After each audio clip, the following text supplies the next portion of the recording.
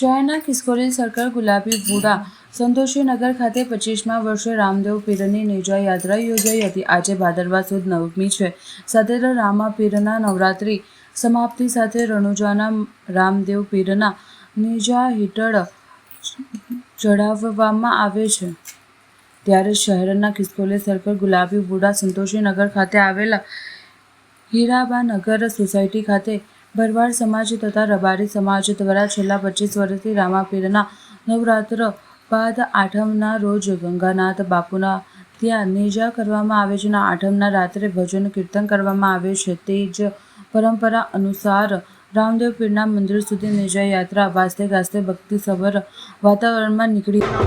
બરોડામાં Kalali બાડક ખિસકોલી circle ત્યાં સંતોષીનગર આવેલ છે। ત્યાં રામાપીરના મંદિરે 25 થી 30 વર્ષથી સુંદર મજાનું એક નેજાનું આયોજન થાય છે, જેમાં ભાઈ ભક્તો હજારોની સંખ્યામાં ઉમટી વળે છે।